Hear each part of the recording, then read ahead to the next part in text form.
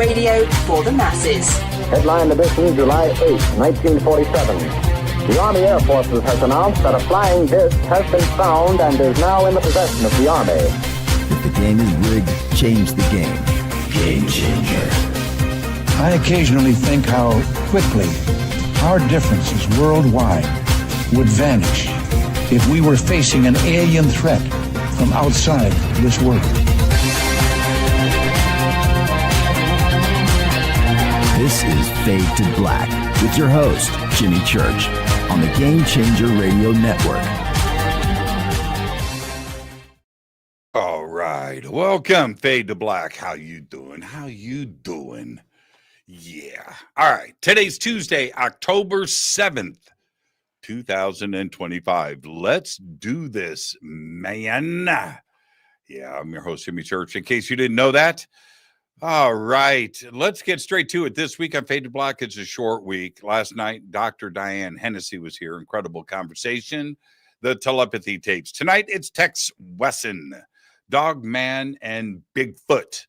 Tomorrow night, it's our birthday bash.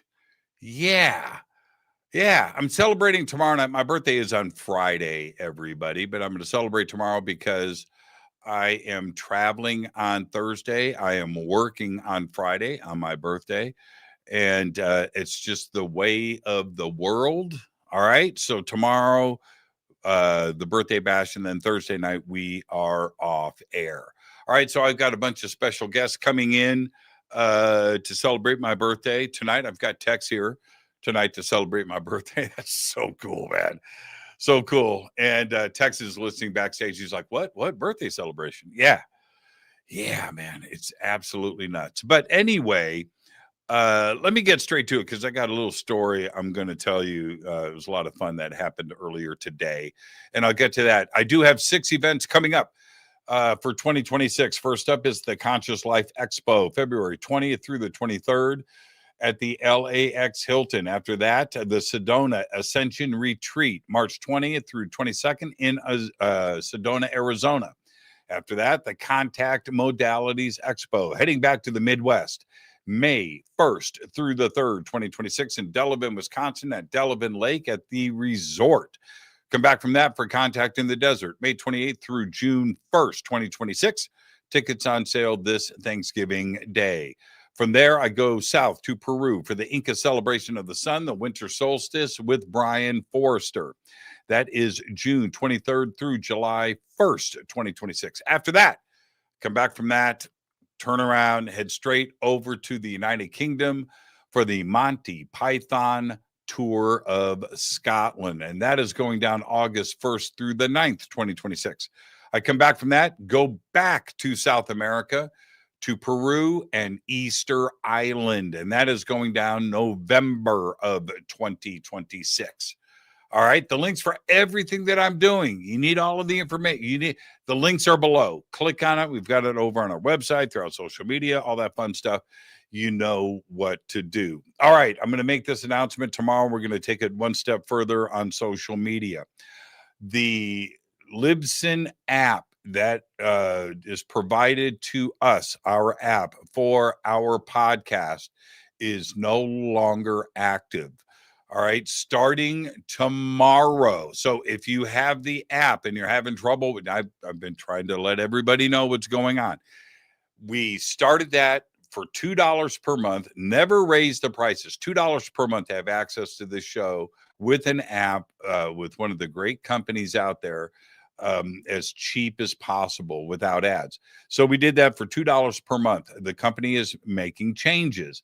They are no longer providing that specific service, and no more apps, no more paid for stuff. They just want free podcasts. So had a long meeting with them today. This is what is going on. Starting tomorrow, they are going to provide me, us, I should say, the Fade to Black team, all of the links to the different major podcast networks out there that will be carrying Fade to Black.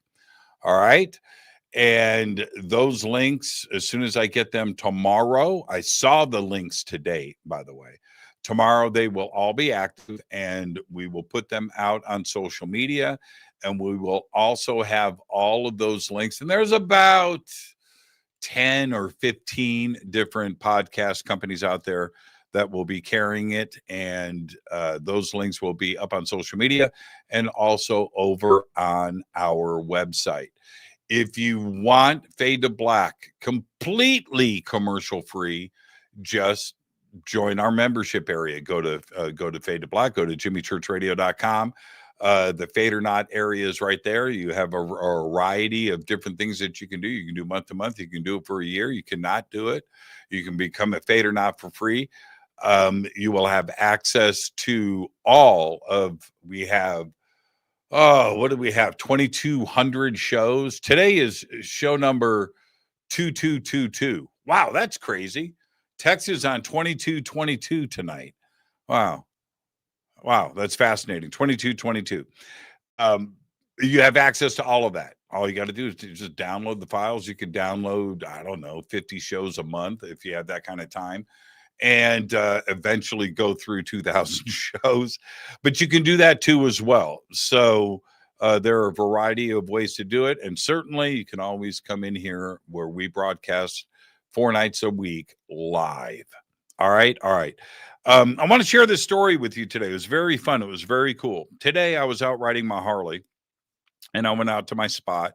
I had a little free time, and I just needed to clear my head. So I'm out there doing that. And I pull into this parking lot at a picnic area next to a lake that I go to. And I pull into the spot, and it's empty, the parking lot, except for a bike with a sidecar. And I see it when I put silver, and I see it when I pull in and I ride past them, and they wave. And so I go back down to the other side of the picnic area, make a U-turn, and I come back and I stop and I go, "Hey, nice bike." And he goes, "Yeah, man." And he gets off, and turns out this guy's name is Steve. And he's got his cut on. Very, very cool. Very nice guy. And I meet him and his wife. His wife's name is Selena. So check this out. While I'm sitting there talking to him, I'm looking at Selena. She's sitting in the sidecar. And I don't say anything. I get that she's blind. Okay. She's talking to me, but she's blind. And I thought, wow, that's cool. All right. So he's out there with his wife. They got the sidecar, and they're out riding around in the desert together. How cool is that? So we're sitting there talking, and then Steve says, "Well, and we do this because, my wife, Selena, is blind." And I go, "Are you?" And she goes, "Yes." So anyway, we ended up, I'm sharing with them. I called Dahlia. I said, called up Dahlia immediately and started talking to her. And I told her, I said, "So Vision Without Eyes, the company that she works with, they make the blindfold and stuff. I have a friend here. His name's Steve, and his wife is blind, and I want to get them hooked up with Vision Without Eyes." She goes, "Yeah." So anyway, we ended up exchanging emails. I'm looking at it right here. Selena just wrote me, and I don't know how she sends email. I guess, is it audio? I don't know how she does that. I didn't even ask her about that. But how cool is that? That Vision Without Eyes might be able to help her. She can't see. She's blind. And that was my day, and I got that set up, and I said, goodbye to them. And I rode away on my bike, just smiling, just put me in the right mood, and landed right here tonight with Tex Wesson. Very excited about tonight's show. Tonight, we're going to do Dogman and Bigfoot. Tex, of course, his name is Tex. So I'm assuming he's in Texas. Yeah. We're going to talk about his encounters, Bigfoot, Dogman. We're going to do that, his field and private investigations. We're going to go through all of that. His Misfits team. We're going to do that. We're going to talk about the Fae. We're going to do that tonight because he is a seasoned cryptid and paranormal field investigator with multiple up-close and personal encounters under his belt. He is the creator and the host of Texas Front Porch on YouTube. I want everybody to go and check that out. We've got the links for that below. And I'm very excited to say these words. I would like to welcome for the first time to Fade to Black, Tex Wesson. There he is. What's up, man? How you doing? Man, if I was any better, it wouldn't be legal, brother. Yeah. Man, you are from Texas. You are from Texas. Tex, let's get a formality out of the way. You get the first time guest disclaimer, and which I'm sure you know about and you're excited. So let's do that.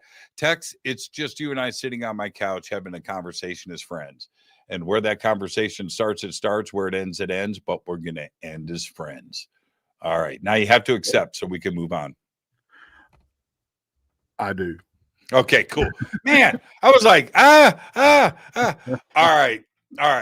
First question. I got something for you, though. What do you got? Happy birthday to you. Happy birthday to you. Happy birthday, Jimmy. There you go. Maryland doesn't have crap on you, man. That was absolutely amazing. Thank you for that. Okay, so let's celebrate a little bit. I'm going to go left field first. Let's do it. Best barbecue: Texas, Kansas City, or Memphis? Man, I got to go Texas. I can't. Now, come on now. You can't put me on the spot like that. And if I said anything else, I may not live through the week, So that is the correct answer, isn't it? And I will say this. The best barbecue is wherever I'm eating it. Absolutely. And I will say this. It depends on how you like your barbecue. Wet, dry, spicy, sweet, savory. I mean, it just, and I will say that because I cooked competitively for several years. That's why I was asking. So, it's, man, and I don't, really, I don't have a favorite type of bar. Well, I might be telling a fib there. But I do appreciate and like many, many different styles because they all have their places. That's right. That's right. You can be sitting in now. Okay, I almost caught myself in a fib. So I'm going to be straight about this.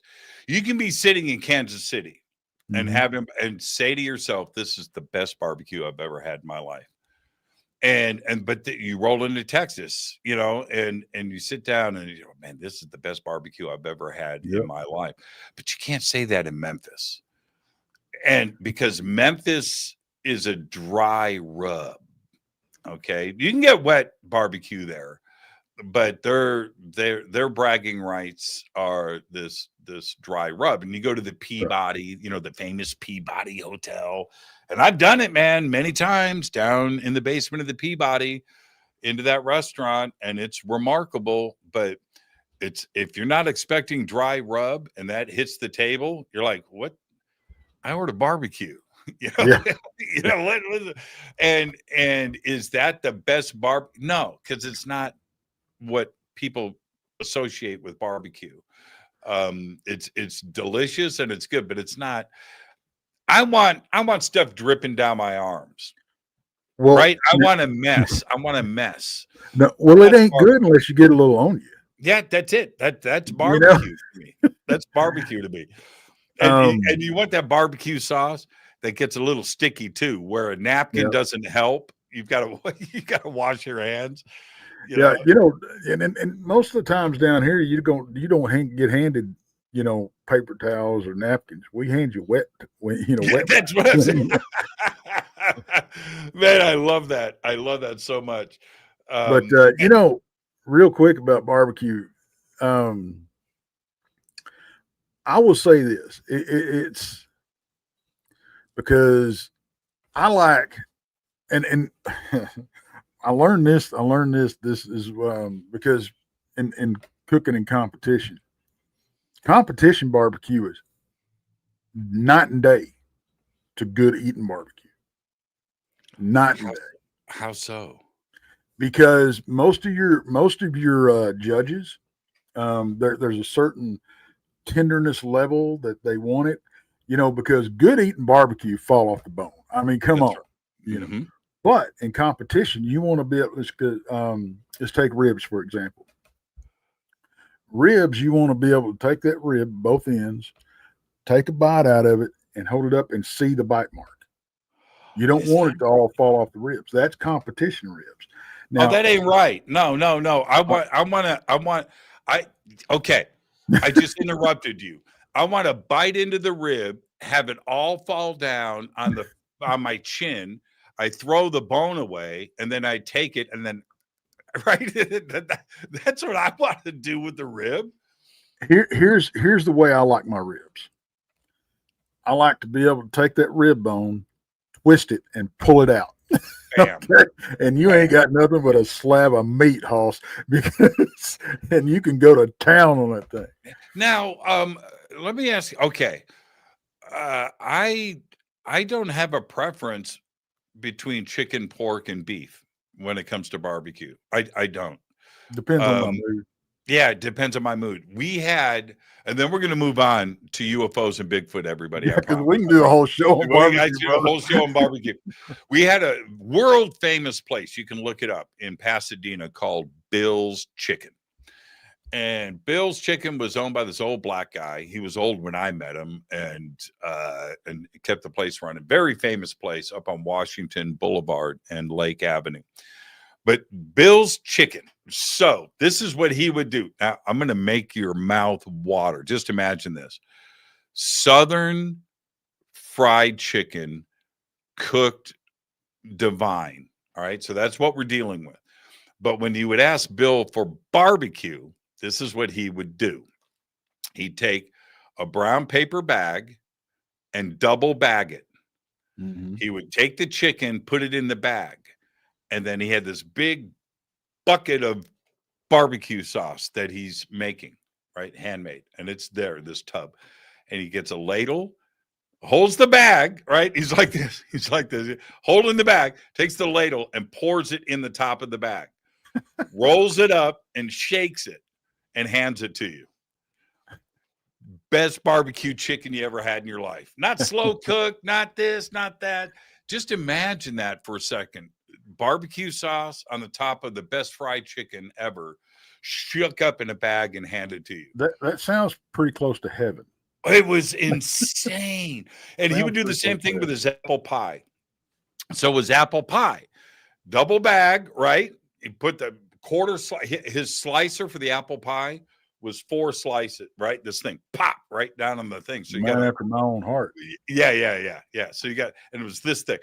So he put the slice of apple pie in the double bag, and then he had this cinnamon apple sauce, and he'd ladle that in on the top, roll up the bag, and hand it. Man, oh, what a good night that was when I went home with Bill's Chicken. So anyway. All right, man. So that sounds absolutely delicious. It was so good, man. Here's our segue off of food. What does Bigfoot eat? You know what? I have been asked that question. In fact, that's probably one of the first questions I get asked. What does Bigfoot eat? Here's my answer. Every time. And I know it's technical, and I can run on for days about this, but I'll sum it up for you real quick. Whatever the hell he wants. Kind of like us. Yeah. Does he ever eat people? I think it's happened. Yeah. Oh, really? Yeah. I think it's rare, but yeah. Now, let me put it to you this way. Okay. Now, I know that a lot of people out there, you have sides, and we were kind of talking about this off air. You have sides, people think they're the forest friends, and people think some of them are demonic. I mean, those are the extremes of the sides there. But I'm going to tell you this: Bigfoot is as different as you and I. Okay, for example, let's say you're in your little canoe and you go to visit the Amazon. Okay, and you're deep down there in the Amazon. Nobody's ever been there, and you spot a village. And you paddle up to that little old village and you jump out there and they greet you. You're treated like they got you on their shoulders. They're cooking, they treat you like a king, and treat you to a feast, right? Say your goodbyes, give them some hugs. Best people you ever met in the world. Jump in your little canoe, you paddle about 10 miles downstream, you see another little village. You paddle up and you jump out of your little canoe and you walk up there and you are the feast. Yep. What was that? What was that episode of Twilight Zone? To Serve Man. Yes. You remember that? Yes. To Serve Man. I've often, if there is like a crazy Pandora's box that everybody has the same thing in, it's that. What if Crazy Town happened and you were dinner? Oh, that would be the worst. Well, Hansel and Gretel. Remember Hansel and Gretel? Right. Man, when I was a kid, I there was nothing cute about that story. No. That was nothing. There was, can you imagine? So you're, no, not can you imagine? We all did. Yeah. Right. So you're reading that story. Your teacher's reading the story to the class, right? Your mom's reading you the story before bed. Yep. And you and your little sister are about to be put in a pot of boiling water with celeries, carrots, and onions. Right? Just like, so yeah, I've carried that with me for a long time. That would have to be everybody's biggest fear. Well, and it has happened, among us, among humans, Well, with Bigfoot, let me, again, this is probably the second question most asked of you. There are a few stories out there, but does Bigfoot, for the most part, leave us alone? I mean, are there documented Bigfoot attacks? Oh, absolutely. Absolutely. I know of a few. Give me one. Well, I'll tell you this. There was in my research area, in fact, in Oklahoma, one of my research areas in southern Oklahoma, there is and it's still an open case. We can't find nothing out about it.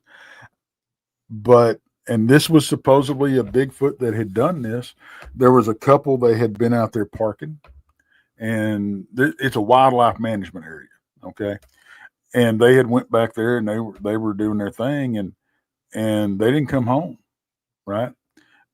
And when they went to looking for him, they found him, and they found a car and they found him. He was thrown over. Now, depending on who you ask, he was thrown over in the brush, and he was either bent double backwards with his head twisted around, or he just was thrown over in the brush with his head twisted around. Neither one is a good way to end up. I'm just saying. For sure. Now, her, it was brutal. She was laying spread eagle on the hood of the car, and she had been tore up, and she had been brutalized. I'll put it that way. And supposedly that was Bigfoot that done that. You hear Do you more, have to, and when you hear something like that, was Bigfoot provoked into it? See, I think what it is, and you hear a lot about you know, when you see a Bigfoot, it's not the one you see you're going to need to worry about, you know. Like that scene in Jurassic Park where they're where they're hunting them velociraptors, and he's keyed in on that one that he's looking at, and then this other one pops over here, and oh, clever girl, you know. That's kind of the way it is, because, but I think, and I can't, folks, don't take what I say as gospel or fact. Okay, I can tell you what I've heard, what I've read, what I've experienced. It's all I can do. So, and give you my opinion. And I'm not telling you that my opinion is fact. I'm just telling you this is my opinion from the evidence that I had to draw from. Okay. So that's my disclaimer. All right. And I may break a lot of hearts tonight, but that's all right. You know? But I will say this, as far as being provoked, I've been amongst these critters. I've been cheek to cheek with them, literally. And I have had no, what you would call aggressive encounters. Now, I'm not saying that there's not a rogue out there, okay, that could be alone and is, you know, he's ornery, you know, and but most of the aggressive, what's people call aggressive encounters, this is my opinion. Getting rocks thrown at you, getting your tent pushed in, you know, just that type of bluff charge it, even roared at, growled at, that type of thing. I don't see those as aggressive. What I think is happening, and this is the way I've always treated it, I think what they're trying to do is they're trying to keep that encounter from from escalating. They're trying to tell you to get the heck out of Dodge is what they're trying to do.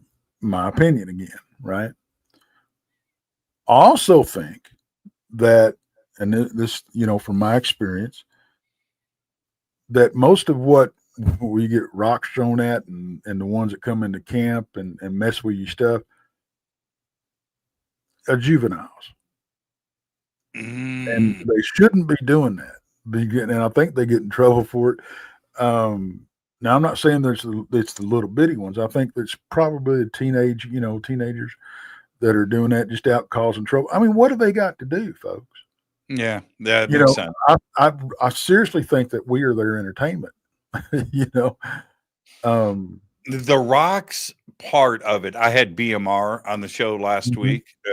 Amazing in his encounter. Yes. But years ago, I'm going to, man, I got to go back. This is probably 1995, 96, 97, like right in there. One of my friends, he also was one of the producers on this show 12 years ago too, as well. Know him really well. Anyway, we were playing golf. We're out playing golf back in the 90s. And something happened while we were playing golf, and the subject of Bigfoot comes up. It was 30 years. I don't remember a whole lot about it, but he did tell the story to our foursome. That's what he said. His parents, who I know, live in Montana. Nice spread. Okay. They have a ranch, nice house, 1,000 acres or something crazy. But on their property is a creek that cuts through. And so during the summer, they had a house here in Southern California, but during the summer, they would go up and stay at the ranch. So he's up there, and he said that his favorite thing to do on the ranch when he was, 10, 11, 12 years old was get on his mini bike and ride to the creek and fish by himself. Right. So he's out there, he's at the creek, he's fishing on his parents' property, and this rock lands next to him. And he thought, this is his parents' property. There's nobody there, right? Just him and his parents. It's big. But he thought a rock worked loose and rolled by itself down the embankment. That's what he thought. So he pays, and then it happens again. And so he moves up the creek, Tex, because of the rolling rocks behind him. That's all. He doesn't think anything else. So he goes up the creek, literally up the creek without a paddle. He's fishing. And this other, boom, and this one lands. It comes through the air. And he says it was big. And he spins around, and up on the embankment, he sees Bigfoot's head above the, looking at him. And he freaks, runs up the hill, and he said it was female. Didn't really say what. Now, he's telling this to we're playing golf, man. And we're listening to this story. And he goes, man, and then, so, I run up the embankment, and I chased the Bigfoot down the thing, and I ran into the tree line and was gone, and I never caught it. And we kept playing golf, like whatever. And I kind of forgot the story until I started doing interviews and my own Bigfoot encounters with people. And I think back, here is somebody that has no skin in the game. We're out playing golf. He's not on he's not on a radio show. He's not in a paranormal chat room. He's with 4 executives playing golf, in Southern California. And he shared this Bigfoot story. But when I say this story now, it's just like Bigfoot 101, isn't it? Yep, it is. I'll tell you a funny story about rock throw. Me and a buddy of mine, we were out in my research areas. I think it was the first time he'd ever been there. And it was getting late, and so we decided to bed down for the evening. Well, he had brought a hammock, which we lovingly called a Bigfoot burrito. But I'm going to steal that. That's mine. Go right ahead. That's stolen. But I just laid down in my bed in my truck, and I'm just laying there, watching the campfire and just kind of listening to nature. It's what I love to do. And start hearing these little things through the trees, through the trees.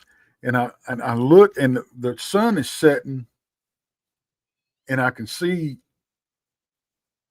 these things sailing through these trees, and it's pebbles. And they're not, at an arc, well, they start dinging his hammock. What? And it's a very active area, And in fact, it was where I had that campsite where we were at was where I had my first Bigfoot sighting.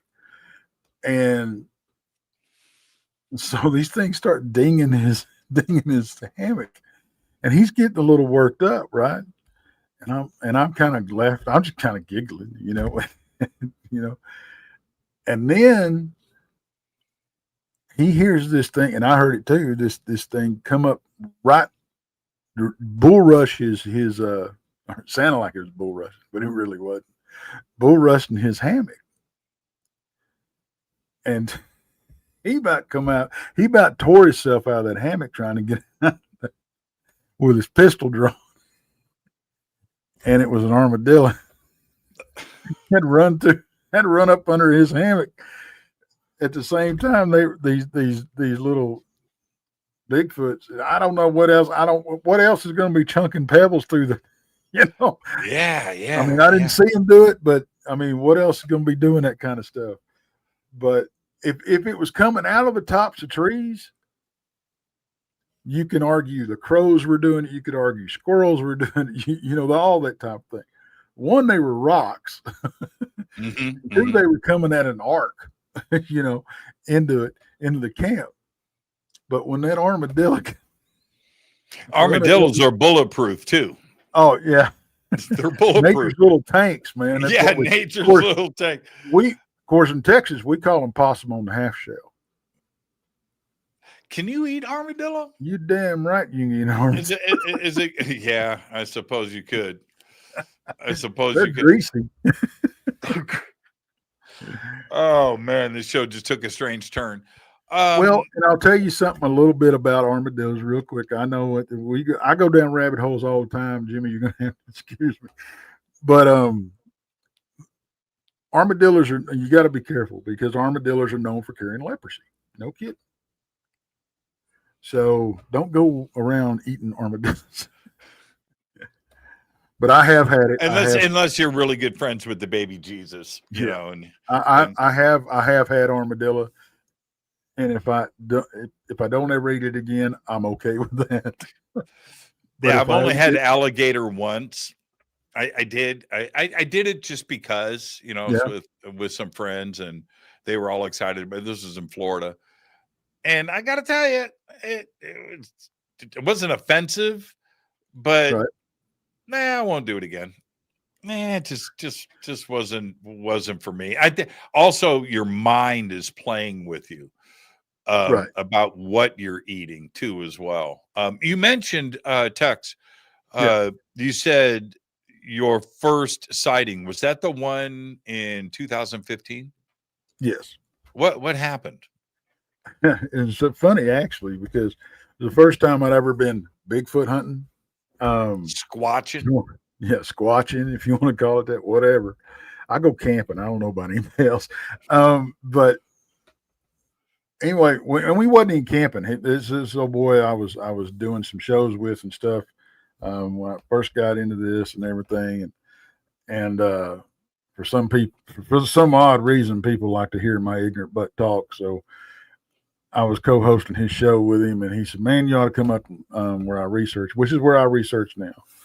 But we pulled up 8:30 in the morning, and we parked on the edge of a hayfield, and there was a thin tree line, maybe about 10 yards thick, that run between this hayfield and this wheat field. Now, we get out, I park my truck, we get out, he's fiddling with his cameras. I didn't even bother taking anything. I mean, I'm looking around, I'm trying to get the lay of the land because I don't want to get down here and get lost in these river bottoms, right? So I'm trying to pick me out some landmarks and that type of thing and just kind of scope it out. And he's over there fiddling around and I'm standing there looking, and I look through this tree line into this wheat field, and this critter stands up in the middle of this wheat field. What time was it? It was 8:30 in the morning. Oh, broad daylight. Fresh. Broad daylight. Woo. Okay. And we hadn't been there 5 minutes. No kidding. And I'm looking through this tree line, and this critter stands up in the middle of this wheat field, and I could see him from about the waist up. And he looks like he's going to cross the street. And then he takes off running down in the bottoms, right? And I could see him from, like I said, about the waist up till he hit the fire break. And then I caught him 2 or 3 steps, head to toe, and then he went in the trees. And my exact words, Jimmy, I'll be damned. There goes one right there.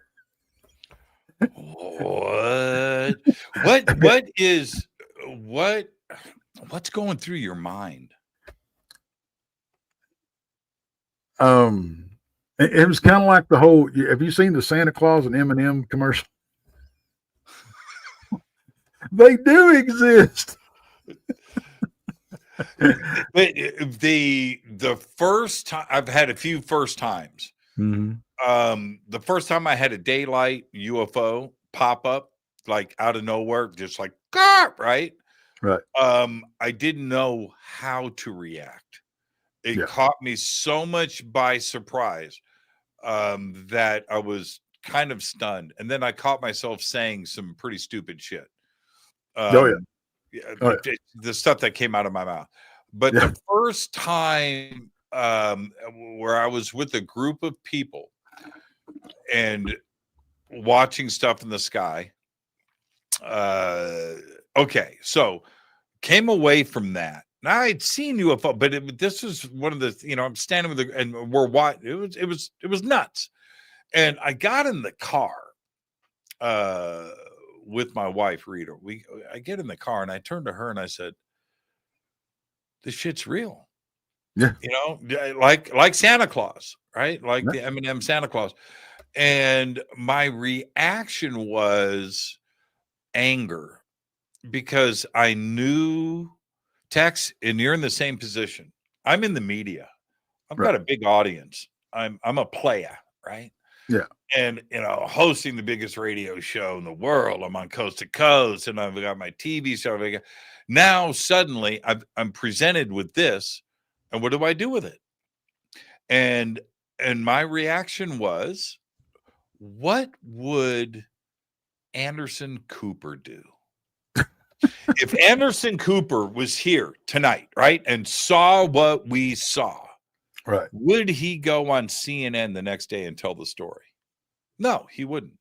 No. And that's that's what pisses me off about the media and society, that there's so much taboo, thrown on the subject that here I am, I'm being put in a position to make a decision like this. I decided to go on the air and talk about it, but most people in the media in my position wouldn't do it. Yeah. And you've got your YouTube channel, you've got your team, you're out there investigating. If you discover something and you decide to bring it public, then you're also making the choice of having to face the music and the criticism. How do you deal with that?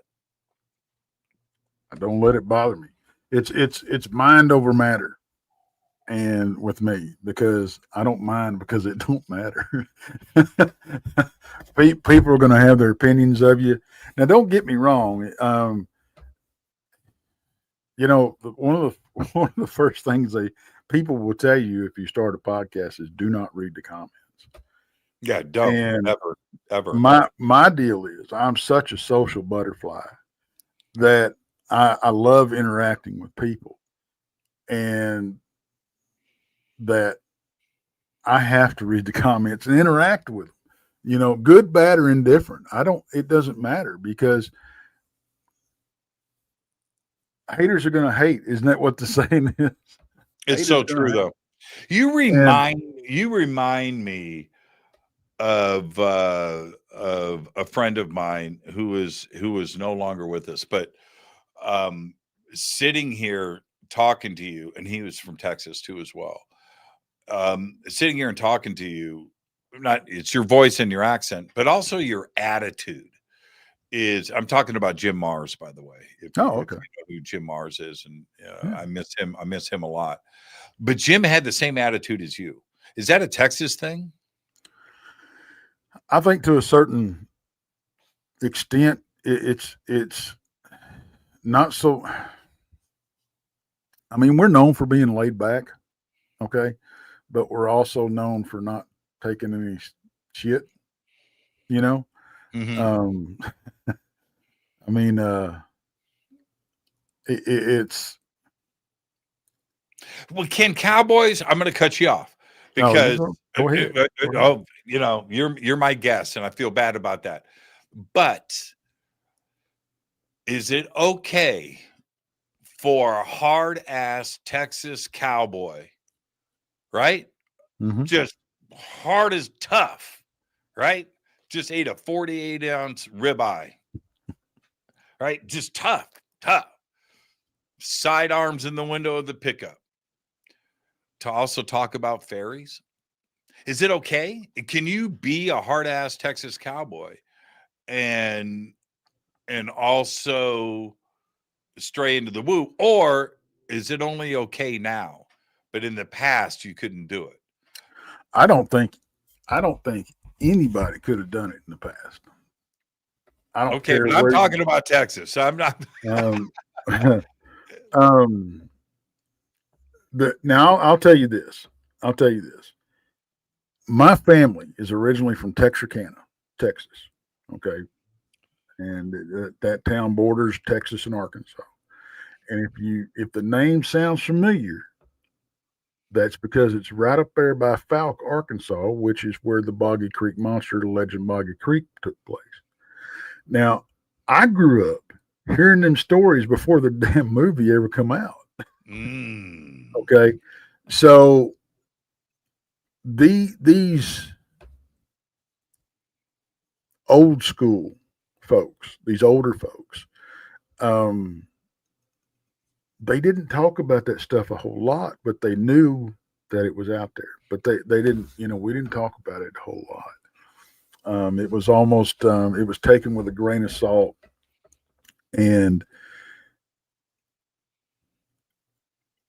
my mom was always very open to the paranormal existing and all that. She believed in that, And so when I had my Dogman experience, and I had that very early, when I was 16.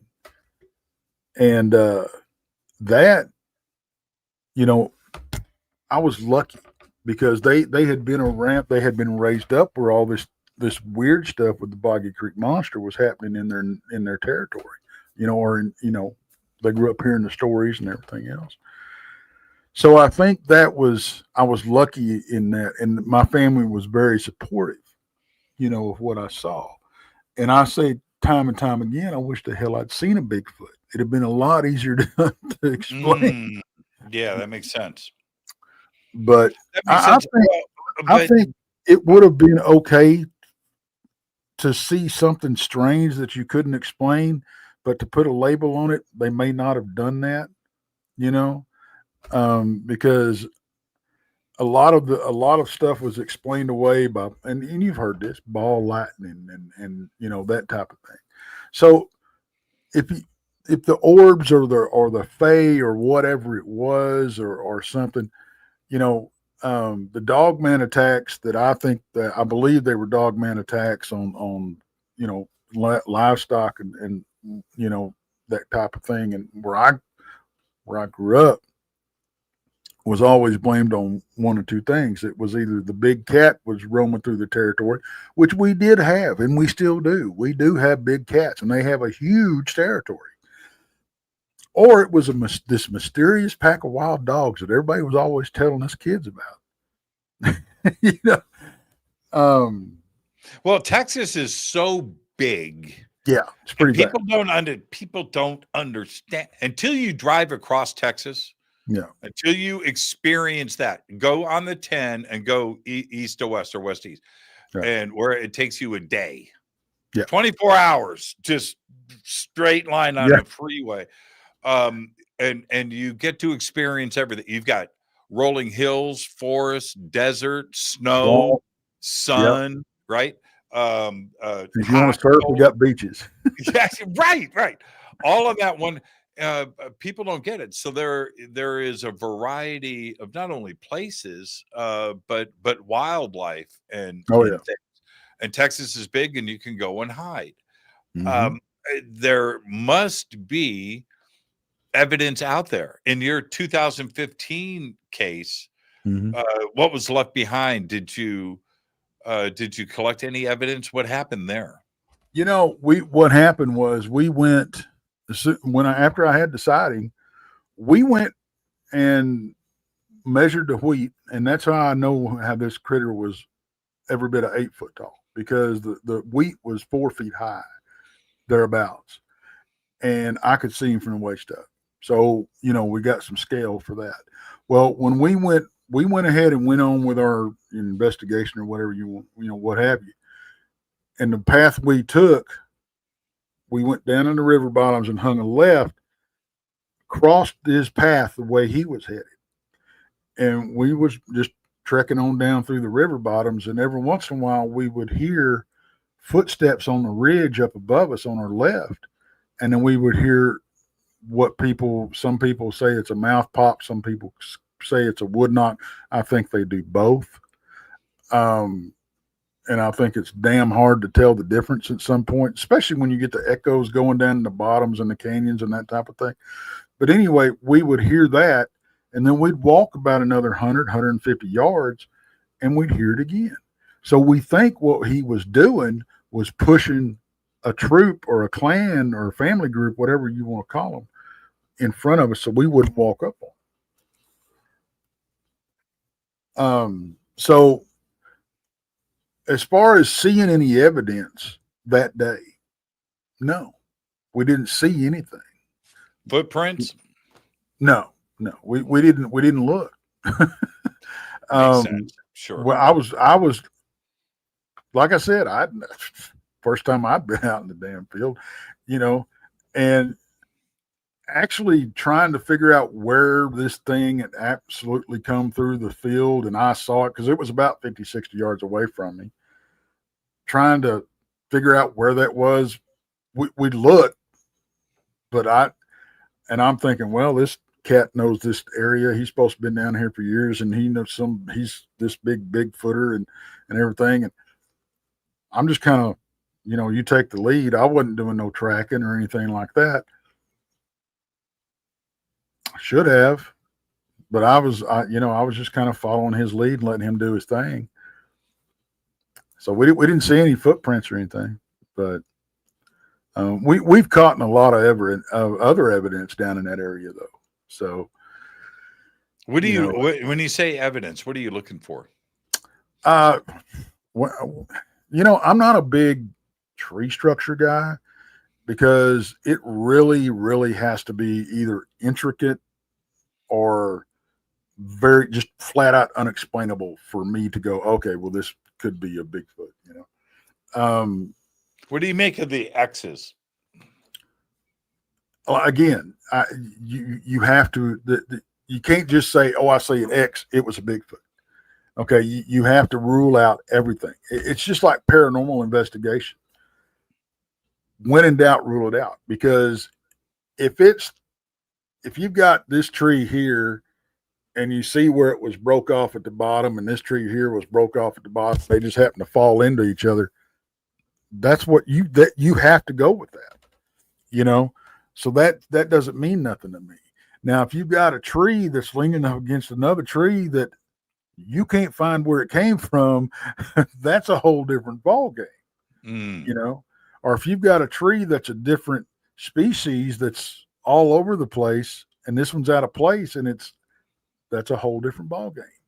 If you've got the tops of these trees, and I love seeing this when saplings, and I know, folks, and I know when saplings come together, y'all want to say, oh, look, it's an arch, Bigfoot, but no, not every time. It happens naturally. Trees grow together. Okay. But when you see stuff that has not grown together, but has been put together and intricately woven together, that's where I would go, okay. But it's very hard for me to put any weight in a tree structure. I like prints. I love vocals. I've caught some pretty cool ones. How come we haven't? How come? And I've asked this question a lot. I think it's honest. How come we haven't found Bigfoot's apartment, a Bigfoot village, some community? Yeah. How come we haven't found that yet? Well, one, I think they're nomadic. I think they're much like a big cat. They have a huge territory that they move through. Well, because I don't think they migrate as we understand the word migration, like birds fly from, south to north and that type of thing. I think they have a territory that they move around in so they won't run the game out in any certain place. Okay. They're smart enough to the First Nations people did it. If we were smart, we'd still be doing it. But we'll just, we're like, you may as well, we're just like goats or horses. We will chew and destroy stuff down to the dirt. Okay. And won't move on until we just run everything out of it, use everything up in there. But these critters, they're smart. Okay. And they move through a territory. I think like in some places, I think, further up north, they move with the migration of whatever game they enjoy, and I do think they enjoy a lot of different game. But if you've got one that's pretty much easy pickings,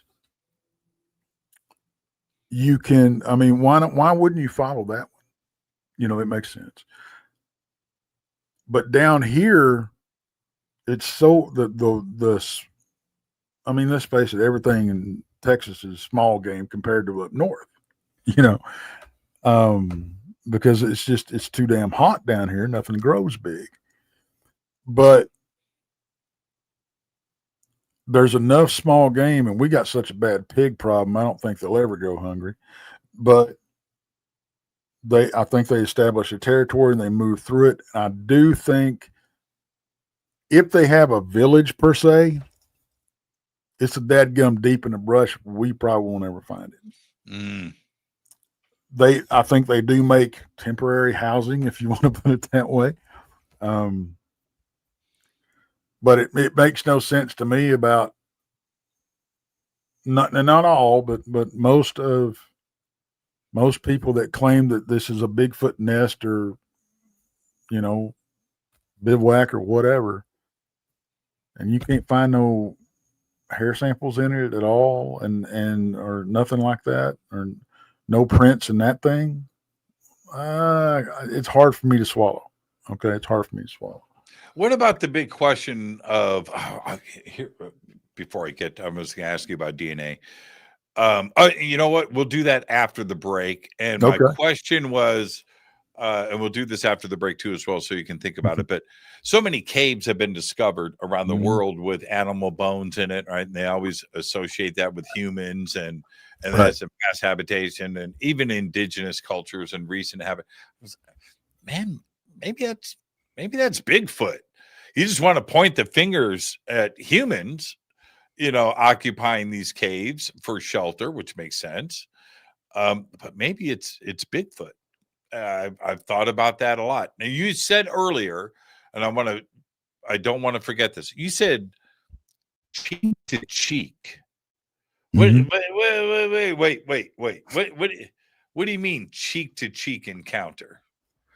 So, real quick, I was camping, and I was sleeping on a cot, and I had an air mattress on top of that cot. I spoiled myself because I'm old and fat. So I'm sleeping. I had it shoved over in the back corner of the tent, big 8-person tent. And there was quite a few of us that were camping that night. One of them is in the dadgum chat.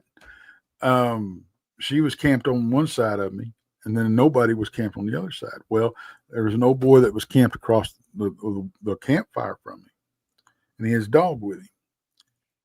And we were all camped on pea gravel, and I heard somebody walk up beside my tent.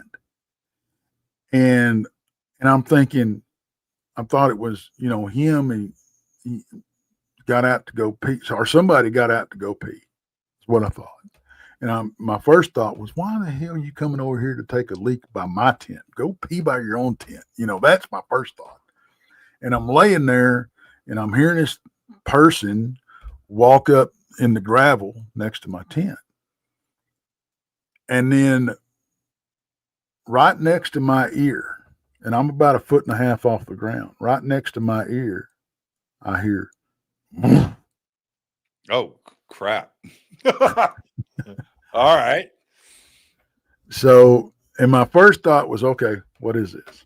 And I'm going through my head, and I'm trying to think of what it could be, you know, because you got so many animals out there that make so many different sounds. I don't care, folks, if you've been hunting 40, 50, 60, 150 years, you don't know every sound these animals make. If you think you do, go over to my channel and name that critter. Thank you very much. But right. Anyway, my next thought was, what could this be?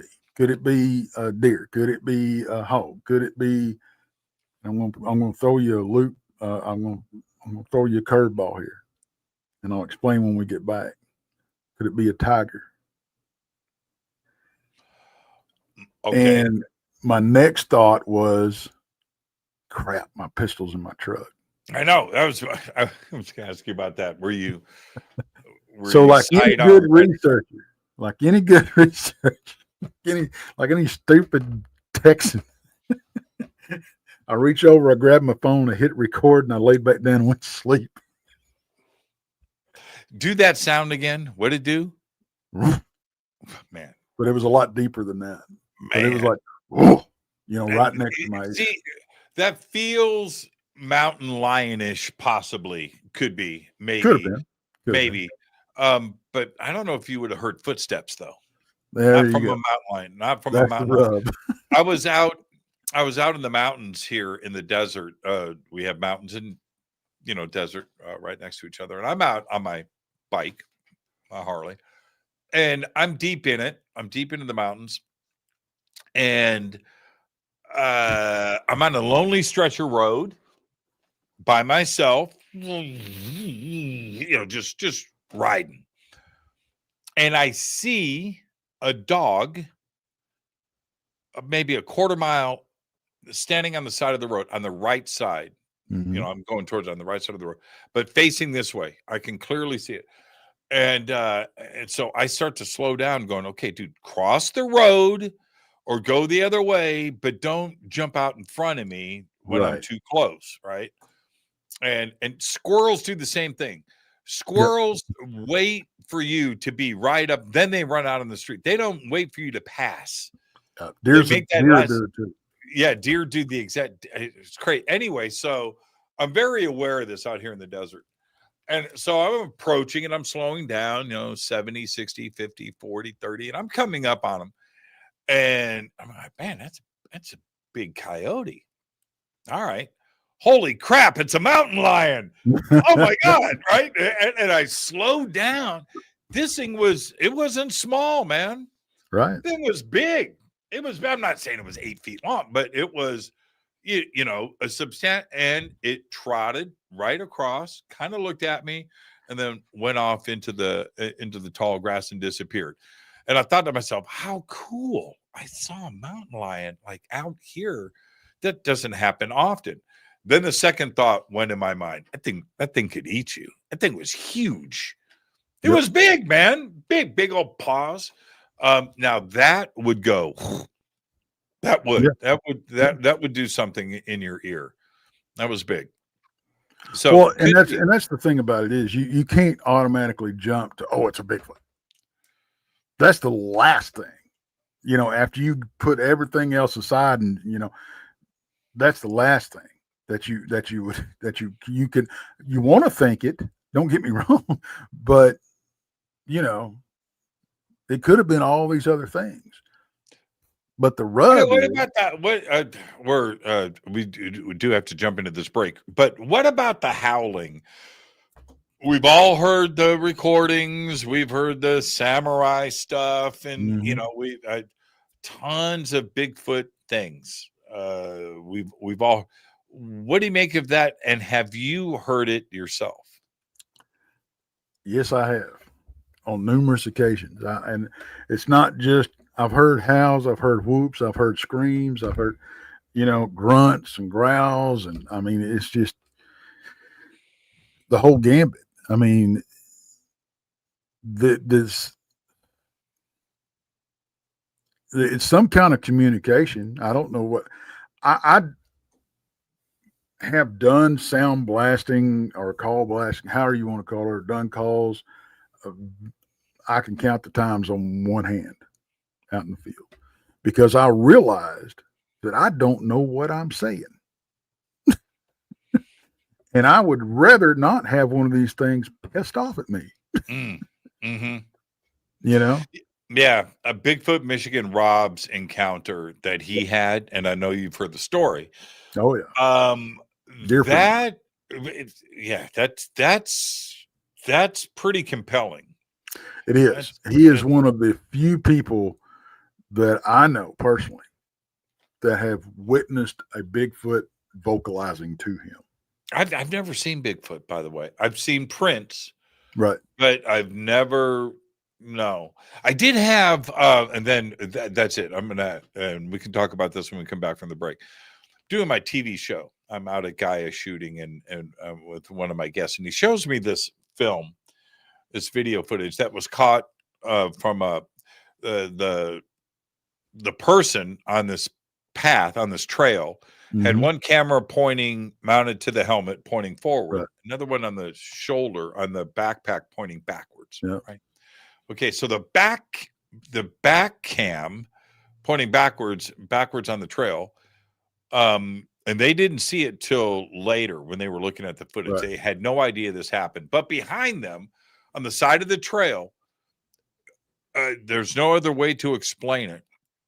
Like this fuzzy portal opens. It was probably 6 or 8 feet tall, but you could see it go fuzzy in the trees and like this shape, and it's dark, and it's like a hole on the side of the trail pointing across the trail. It's not pointing at them. It's pointing across. And dude, the shadow comes out of it like a walking black shadow. Crazy. And I don't know if it's evidence of Bigfoot or anything else, but it's something. You know, and you don't know what happened with the creature or what. No, because it's out of frame and they're walking up the trail. But I got to tell you, it's a pretty compelling piece of footage, and it just makes you wonder what is going on out there in the woods. That if that camera wasn't there, it's the tree falling in the woods, right? Yeah, absolutely. Yeah. Yeah. Let's take our break right here. Tex, you stay right there. I am your host, Jimmy Church. Tonight, Tex Wesson is with us. And tonight's Dogman and Bigfoot, talking about Bigfoot. We're going to cover everything else when we come back. Tex, stay right there. I'm your host, Jimmy Church. This is Fade to Black. Stay with us. We'll be right back after this.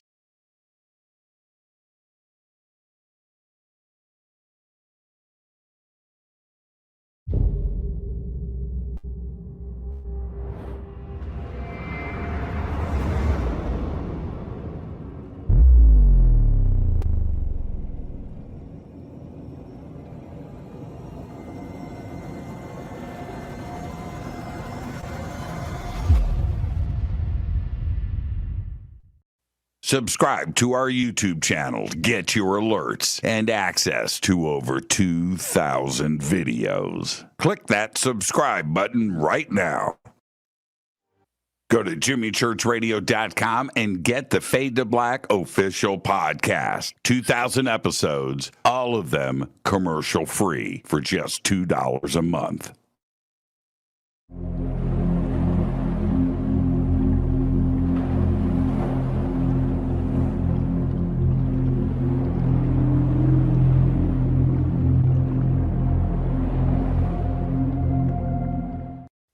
Watch Into the Vortex on Gaia TV. It's Fade to Black for the screen. Simple to do. Go to Gaia.com, search Jimmy Church, or click on the link below. Follow Fade to Black on Twitter at JChurchRadio. Get all of the show updates every single day. It's now called X, but who cares? How you doing? Jimmy Church here. Special announcement. Get your Fade to Black t-shirts. That's right. Help support the show. Help support everything that we do over here. We've got 2 t-shirts. We've got 2 ways to get them. Get your Fade to Black t-shirt today. Go Beckley Teppy. Go to jimmychurchradio.com and become a Fadernaut. Get a membership. That's right. Everything is commercial free. You have access to downloads, and you get to call yourself a Fadernaut. Jimmy Church, Gaia TV, Fade to Black, here at Machu Picchu with Brian Forster and Hidden Inca Tours.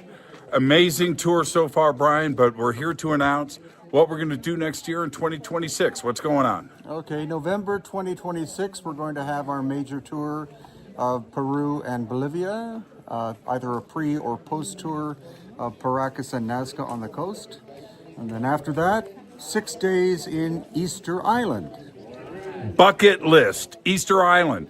Come join Brian and I and his amazing team here at Hidden Inca Tours for Peru, Bolivia, and Easter Island. Signing out. Say goodbye, Brian. Bye, gang.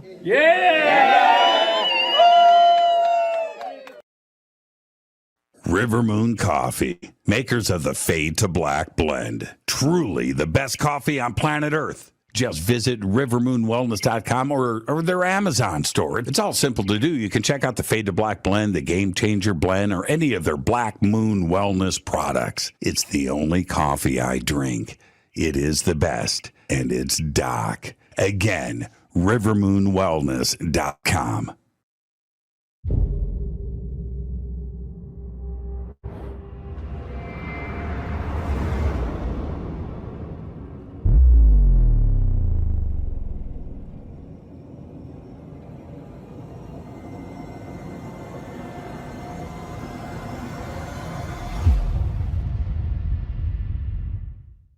All right. Welcome back. Fade to Black. I am your host, Jimmy Church. Tonight, Tex Wesson is with us. That's right. It is Dogman and Bigfoot tonight here on Fade to Black. One of my favorite subjects. I say this all the time. The UFO community is big. It's fun. It's cool. It's dwarfed by the Bigfoot community. The Bigfoot community is ginormous, and they've got their own internal issues, just like we do here in the UFO community, the ghost community, the NDE community, whatever you want to talk about. We all have our little things that go on, the soap opera drama, and the Bigfoot community is quite large, and a lot of different types of research going on out there. And Tex, you've got the Misfits, you've got the Oklahoma research team too as well. What do you got before we get into infighting? All right, got to talk about what do you guys use when you go out squatching? What are the tools of the trade? You know, I love that question because now I'm not saying I was the first to do this, okay, but I think I was among the first. When I started doing Bigfoot research and I started going out in the field, I was doing a lot of solo work. I was going out there and I would spend 3 or 4 or 5 days or nights by myself out there. And I was doing a lot of what I call passive research or fat boy research. It's where you don't go walking through the woods going, here, Bigfoot, Bigfoot, Bigfoot. You know, you take a stroll in the woods, yeah, if you want to, but I wanted to see if they would come to me.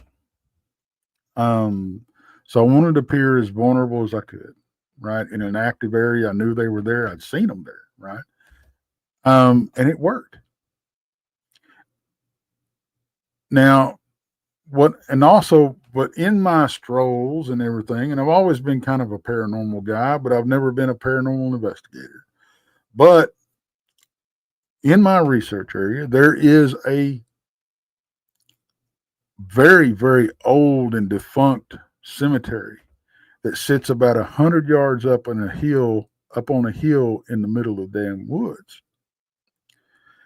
And I am, you can call it brave or stupid, it's a fine line, and I've jumped it a time or two.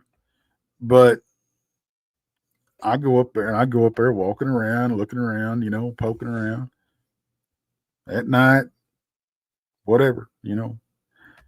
And I was having some weird stuff happen. And I didn't have none of this ghost hunting stuff. And so I brought in a paranormal team with me. And because, I mean, really, to do cryptid research, tracking is your best, and common sense are your best tools to take with you. Okay. But as far as the paranormal research, there's a lot of stuff that we could, you know, maybe capture, you know, with instruments. Okay. But what we found out was we were capturing a lot more paranormal stuff along with the cryptid stuff. And sometimes we couldn't tell the difference. So, do you think sometimes, and this is where let's just offend everybody and piss some people off. Let's do it. Do you find that there's less and less separation between this research, that things are overlapping and may be fundamental to the same stuff? Ghost, cryptids, Bigfoot, you know what I mean? Interdimensional, crazy, you know, is ghost or some ghost the ghost of Neanderthal, and we see them and we mistake them as Bigfoot. I'm just saying, hey, you never know. I know that that's an extreme thought, but these Is it? things, well, for some, there are, this, there are some out there that are going to go, come on, man. No, man. Oh yeah. No. Well, why not? Bigfoot and UFOs don't go together. Well, the thing about it is now, the whole let's take the Bigfoot UFO thing first, okay? I've had people say, "Well, Bigfoot are aliens." Well, why do you say that? Well, how many reports do we have of a Bigfoot coming off of a UFO or a Bigfoot being seen and then a UFO or vice versa? There's a lot of reports out there like that. A lot. There are. My argument to that is, well, if we're being abducted and they're a hell of a lot more interesting than we are, why wouldn't they be abducting them also? Little species collection. Well, I mean, think about it. You've got all the mutilations and everything else going on. Why can't a Bigfoot get the Golden Probe Award just like Tex can if he's abducted? Sure. Look, the Smithsonian is going down to the rainforest and bagging and tagging species all day long. Right. So why wouldn't ET do the same thing here on planet Earth? Absolutely. Man, that's fascinating. So Bigfoot comes off the ship. So what happened, man? Well, man, steel table, right? You ain't gonna believe this shit. Yeah, you are not gonna believe what they did to me. Have you ever read Communion? Just happened. You know what I mean? Yeah. Okay. All right. And what about if we go to the extreme side of this, the interdimensional aspect to Bigfoot appearing and disappearing? Nobody seems here. Okay. I can't wait to hear your answer. You did it yourself. And so did my friend. And so many have chased Bigfoot, but never caught up to it. It's like Bigfoot made a left behind a tree and just simply disappeared. I've got a video from a friend of mine in Galveston, Texas, by the way. Galveston, in the oil fields. They were down there right after a hurricane hit. Okay? So my friend and his son and his daughter, 3 of them, are walking through the marshlands down there. And Galveston, you know what it's like. And so they're walking on this dirt road, access road, and something is in front of them about a quarter mile on the road walking, but it's black. I've seen the video. I have the video. It's like 15 minutes long. And this thing it's black. And you can see zoomed in, this thing turns around and looks at black hands, black feet, black body, black face. It turns and looks, but it's walking. They never catch. They're running. The family is now running. They're all videotaping on their shooting video on their phones. So multiple sources on this. And they never. But anyway, Bigfoot turns left into the marshlands. There's nothing. There's no trees, right? It's just flat. And they get up to that spot on the road where Bigfoot turned left. And they turn it into the grassland. There's nothing there. It's gone. Doesn't make any sense. That's when you jump into this no man's land of, well, man, did it just disappear? Did it demolecularize?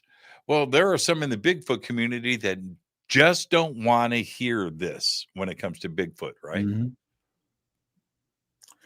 I will say this. You mentioned marshlands, grasslands, okay? It don't take much to disappear. Anybody with a working knowledge of camouflage can do it. I've proved it that you can take 2 steps into some tall grass and you're gone. Wearing neon freaking colors. I've done it. I've showed it on video. It is very, very easy. And these things, that's how they make their living, folks. They're so far beyond us when it comes to camouflage and the use of, their environment. I mean, I think that's a lot of what that is. Not all of it. Okay. The whole portal thing, man, I'm still trying to get my mind wrapped around that. I've got dear friends that were in on taking the video of the one that came out of a place called what they call the Meadow. And they filmed a freaking portal open. And 2 of their team members walked in this thing and disappeared. Are you talking about Trey Hudson? Yes, I am. Good dude. Yes. And when they came back out, and they said it didn't look, like it did, normal, right? And there's so many, almost every one of those team members are suffering from some kind of freaking disease. And several of them have passed away. 2 of them have passed away, I believe. And I loved Grumpy. Grumpy he was something else. And I'm dear friends with Kristen, Kristen Payton. She's a sweetheart. But that is the most convincing thing that I've ever heard, about the existence of portals. We know, I mean, it's been scientifically proven that there's other dimensions out there. And if you want to go down a real rabbit hole, you get CERN involved in it. What's going on there? Now, when we start talking about portals, now, like I said, folks, it's just my opinion. Okay, don't shoot the messenger here. But when we start talking about portals, and you start talking about places like Blind Frog Ranch, Skinwalker Ranch, LBL, where I research, Brown Springs, Oklahoma, okay, and a lot of other places that have all this same activity. I sat in and talked to man, I never can remember his dadgum name. The manager of Skinwalker Ranch. Thomas. He's great. Yeah, he's a good guy. I sat down and had about a 30-minute conversation with him after a conference, after everybody had left. I'd never seen an episode of his show, and I told him so. I said, look, I'm not here to fanboy over you. I had never seen an episode of your show, but I know you've got some of the same strange stuff going on there that I'm dealing with. And I want to pick your brain and vice versa. And we had about a 30-minute conversation. It was very, very interesting. But when it comes to these portals, I think maybe we can, because we know the poles are shifting. And I know a lot of people, it's the poles are, they do it all the time. Poles shift. That's what they do. Okay. But what is also shifting and moving? Ley lines. Okay, now you look at these areas that I just named, and you look at a map of ley lines. Ley lines intersect over these areas. Okay, but they move. The intersections move too. So that could possibly explain, and I said possibly explain why you don't see something opening. You can't go to that one spot and it's going to be open every day at a certain time. Right. Okay. Right. They move around and you're not going to catch it every time, and if you do, even if it did happen, you may not see it because I don't think they open to the same degree at all the time. And I think frequency plays a big part in it. Okay. So that's my answer on portals, if that makes any sense. Well, here's those are Thomas, Caleb, and Dragon from Skinwalker. Now, I've hung out with the 3 of them together. I've had lunch and dinner with them, and we've sat and talked. One of the things that they point out to me, I don't know if they've talked about this publicly or on the show. I don't know, but this is what they said to me, and it just blew my mind. First off, when you sit and you meet them and you talk to them, they are as normal and as cool as anybody you could ever want to meet. There is no weirdness, crazy stuff going on. They're just, just people. They put their pants on just like me and you, Jimmy. They are just and cool, man. Yeah. Very nice and very humble. Anyway, the three of them were sitting there talking, and they told me this. They have grown up with each other. They've known each other for their entire lives. This is a small community up there, right? Their families know each other and school, all of it. And they all live on the same street.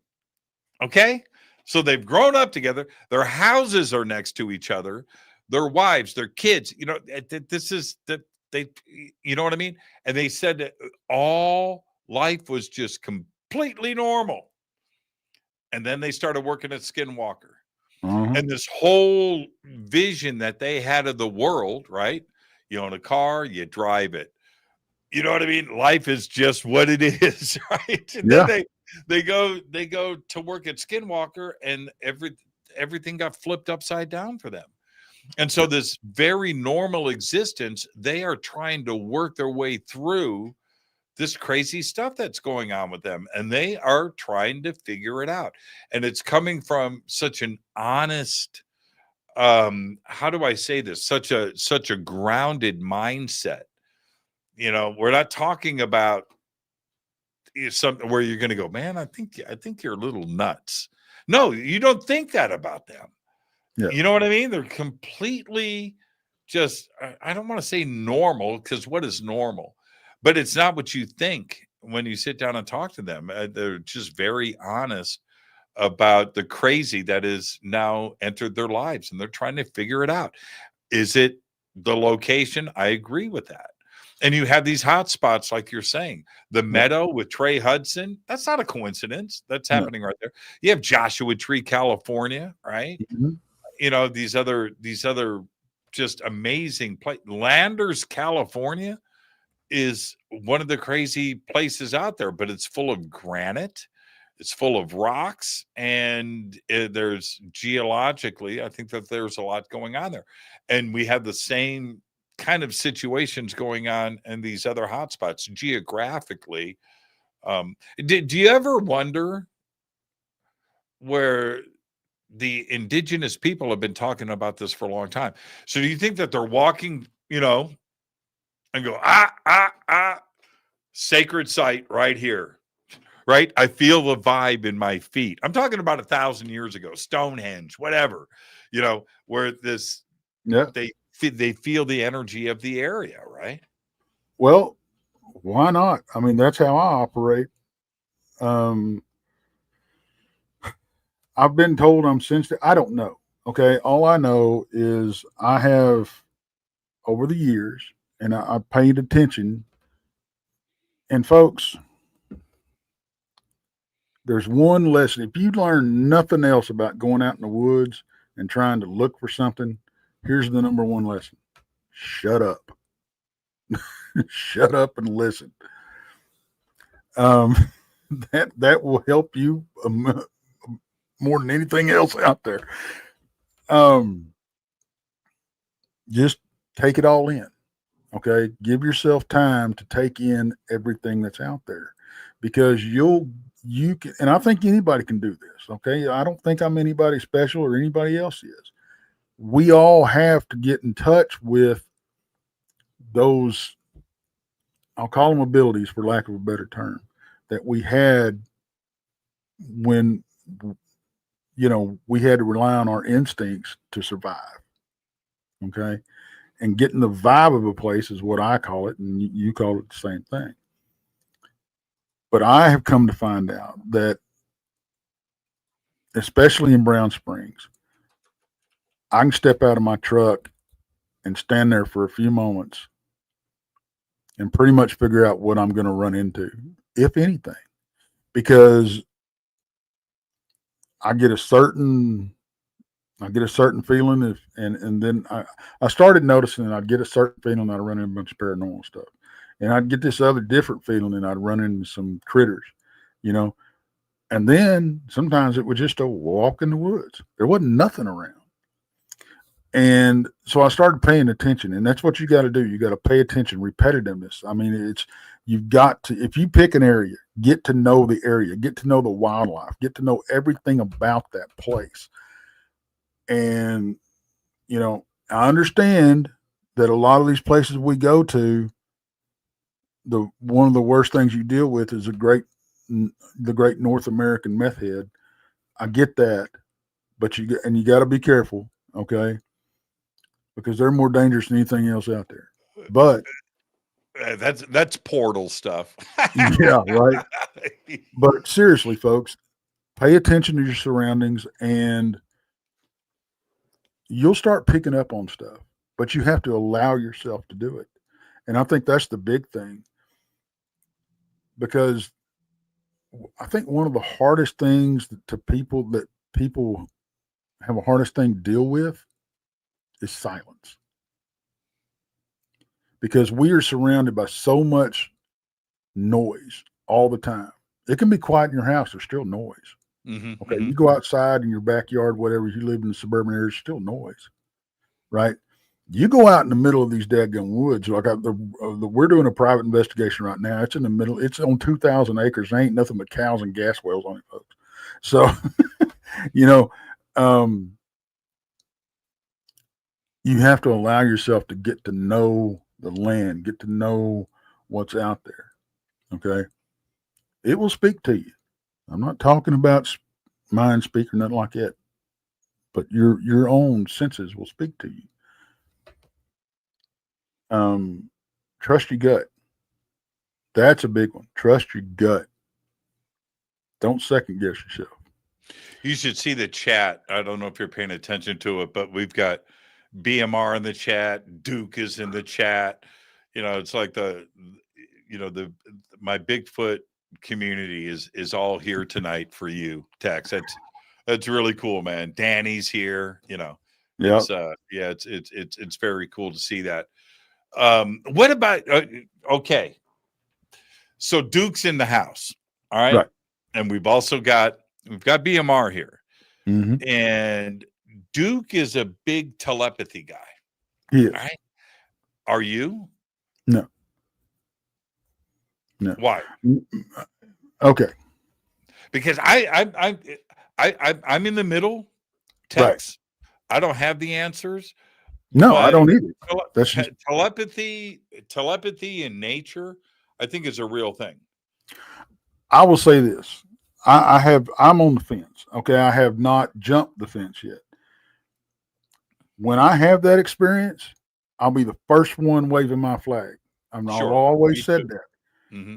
And it's like, I don't know if we talked about this. Was it off air or on air? I can't remember. But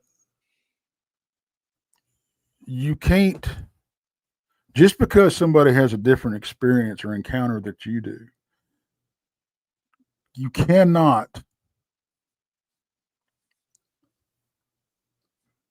dismiss it. You can't denigrate it. You can't make light of it just because it's different than yours. I have dear friends that I love and respect that claim to have this ability to mind speak with these creatures. One of them goes out in the field with me almost every trip. Mm-hmm. I value that input. That is another tool in my belt. That's the way I look at it. For sure. You know, I can't blow it off. It's like the conversation we had earlier, Jimmy. If I blow that stuff off, I'm cutting myself off at the knees. I'm not going to learn anything. That's right. Right. I'm open to it happening. I hope it don't happen to me. I don't want nothing poking around in my head. Okay. I just don't. And I have a legitimate concern, and I get beat up for it all the time. But folks, I'm not making fun of it. I'm not making light of it, but I need you to listen to me. Okay. If you've got something speaking to you and it's not your own, it's not you, just because it tells you that it's Bigfoot, or you want to believe so bad that it's Bigfoot, doesn't mean it's Bigfoot. because paranormal 101 spirits will lie to you. Words of wisdom, Tex. Words of wisdom. Just be careful. That's all I'm saying, because something that does not have your best interest at heart will do anything in the world to get its foot in the door and play havoc with your psyche or your life, or just suck the life energy from you. Okay? Just be careful. I understand that people want to communicate with these things. It would be absolutely amazing to do so, but you got to have your guard up. Just because I say I'm Bigfoot doesn't mean I'm Bigfoot. Okay. Trickster. Absolutely. Trickster Faye. You know what I used to do with my dog, Malcolm? I'd never tried it with my other dogs, but Malcolm was my boy, right? A little schnauzer and black schnauzer. He was so cool. So I could sit on my back porch, all right, and look through the sliding glass doors all the way up the hallway to the front door on the other side of the house, where he would like to lay, because it was cool on the tile part of the floor, but he would lay by the front door. But I'd be sitting out on the back porch and I could see him, right? He's sleeping. He's got his head down. And I would just take a sip of my coffee, look at him, and say his name in my head. And he would go, boop. His head would pop up. Nothing happened, right? He put his head back, but I could do that. I got something you're going to love. What, you know what I mean? You have a connection with it. I would say that in nature, dogs, cats, animals, they don't have the distraction of the internet or car payments. They don't have that. They don't have technology messing with their heads. Let me lay this on you. You know what I mean? Absolutely. Let me lay this on you, Jimmy. Go ahead. We've all heard the term being marked by these critters, right? You know, these things mark you. They stay in touch with you. They follow you home, that type of thing. Now, I'm talking about Bigfoot, Dogman, that type of thing. Okay. We've all heard people say, well, these things know you're there before your boots hit the ground. Okay. You're right. All right. 100%. Which I believe 100% they do. Okay. You're in their living room, that type of thing. Okay. 5 miles away, they know what time it is. Okay. Yeah. I ran across a study. This just happened several weeks ago. And I did a video on it, but I ran across a study on dogs. And it took place back when they were using beepers, because that ought to tell you the time frame this took place. What they did was they took, I can't remember how many it was, but several owners with dogs. They put cameras in the house and they monitored their dogs. Okay. And they gave the person a beeper. And what they would do is they would monitor the dogs. And how many times have you came to the house and the dog's waiting at the door for you? Every time. Okay. Now, what they found was that as far as 5 miles away, it's funny that you said that, by the way. It's funny, as far as 5 miles away, when they sent these people a beeper notice to come home, the dog got up and went to the front door. Is that not only do I believe it, but dang, I wish I would have known about that study. That's fascinating. It goes even further. So they started testing this theory. And so the person would be headed home. They would send them another beeper notification to turn around and go back or make a stop or go somewhere else. When that happened and the person made their mind up to do that, the dog went and lay back down. 100%. I believe it. 100%. And then they would send another beeper to come on home and the dog would get back up. Turn your car around. So that takes out, oh, they know what our car sounds like. Oh, it's some kind of super scent thing. No, that takes that all out of. Yeah, they know what time you're coming home from work. I always hear that argument. Yeah. Yeah. Yeah. And I think to an extent they do, but sure. Because they get into a pattern they don't really expect you. Okay. But that study opened my eyes. And I went, well, wait a minute. if dogs can do this, and I've worked around horses and cattle all my life, horses are very, very intuitive. If you're scared of a horse, he knows it. They know it. Elephants. Elephant, you name an animal, they all have it. Cats. Sure. I mean, Monkeys, it's like apes. you said, any animal. Why can't these creatures make a connection with you? If you're out there in an area enough, and these critters make a connection with you, that same connection that your dog has made with you, why not? And that could be the whole being marked situation. What was the name of the Bigfoot? Duke, pop it up in the chat. What's the name of the Bigfoot that the kid made friends with? Glag. What? Glag. Yeah, Glag. That was Kevin. Oh man, that I gotta say, I will always,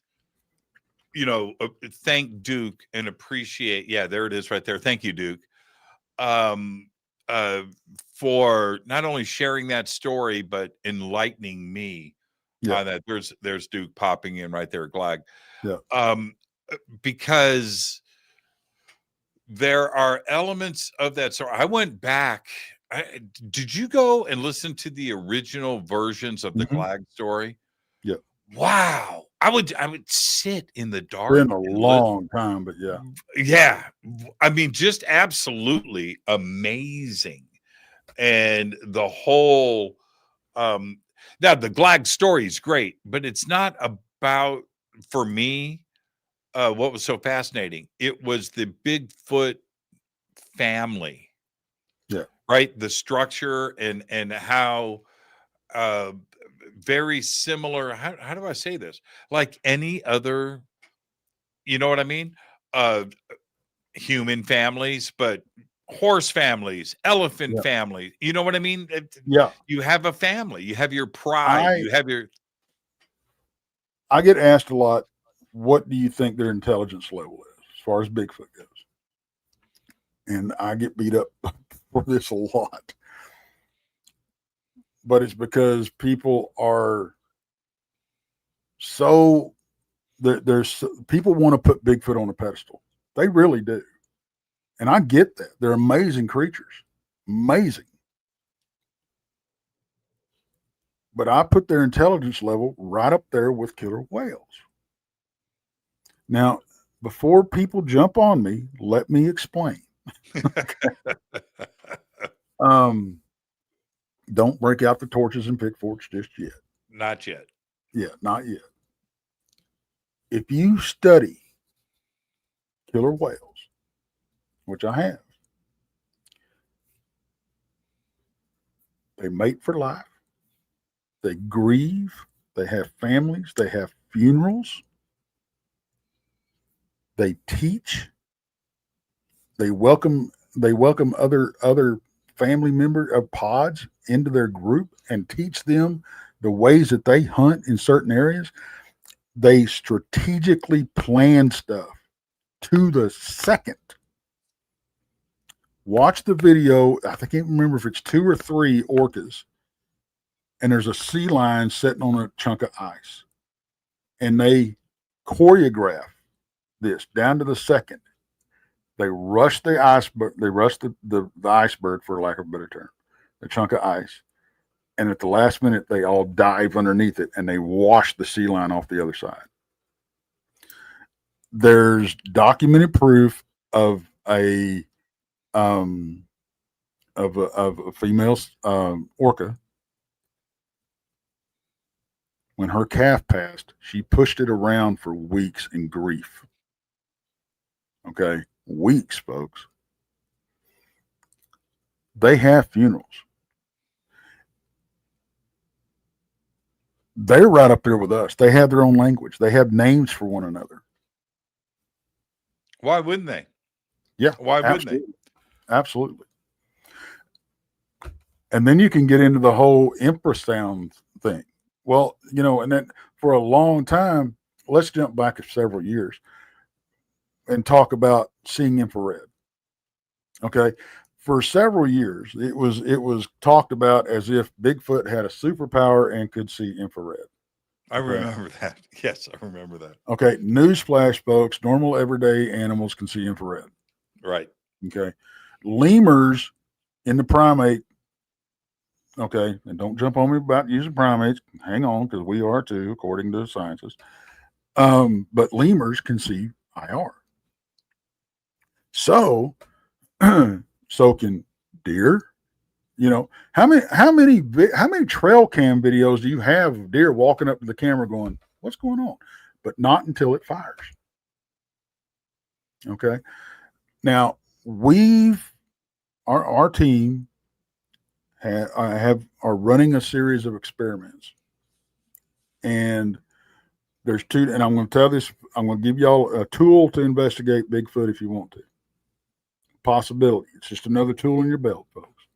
I haven't proven this if it works or not yet. There's two different types of trail cams out there. You have active IR and passive IR. Active IR is just like your motion sensor, your doorbells, everything else. It emits a beam of IR, it gets broken, and it triggers. Those trail cameras are the ones that every time a limb moves or whatever, you get your picture. The passive IR senses IR heat. It doesn't project anything. Okay, it senses it. So those are the ones that will only trigger when a warm-blooded animal comes in range. Okay. So what we're trying to do is we're trying to see if we can drive these creatures with active IR into our passive IR camera traps, because they will avoid IR cameras like the plague. Well, they see them. Mm-hmm. Yeah, they see them. You see that so often where you'll see animals react to something that they wouldn't, if it was a Coke can, yeah, they wouldn't react to the Coke can. That's man-made. Yep. So strap that to the side of a tree and see if a deer looks at it. Now they may go up if they see it or they smell it. Now don't get me wrong, folks. But you understand what I'm saying. But a trail Oh yeah, cam, absolutely. dude, they look right gonna, at it. You know, they're coming right up. They're you see them, but only when it fires. Right, right on the cameras. That's what's amazing. Sure. Yeah. So I think there's a lot if we pay attention to the details, folks. And getting back to the whole telepathy thing. I'm not a big mind speak guy, and I think that's where my confusion comes in, or where the confusion comes in. When I'm asked, "Are you a telepathy guy?" No, not really. I am when it comes to what we talked about with the dogs and everything else. That ability, yes, okay, because it's not just animals that have it, folks. We have it. How many times have you known the phone was going to ring and known who was going to be on the other side of it, or been thinking about somebody and they ring or text you? Happened 3 times this week. There you go. 3 days in a row, including this morning, including right before showtime. Right before showtime tonight. So yeah. I just enjoy it. I don't even question it. I just like, man, this is great. I do it with my daughter all the time. I have friends that practice this stuff. It's what they do. It's what they do. And they are really good. Really good. Now, could some of them go out with you or go out with Duke or BMR, and go out and go squatching and possibly communicate and pick stuff up? When you're dealing with somebody that really has the gift and they they work, They're They hone it, exercising yeah. those muscles that you and I don't do, right? Yeah. Trust me, we're both fat old dudes. There's muscles that we just don't exercise anymore. But for those that know what they're doing, I often wonder, yeah, why not? Yeah.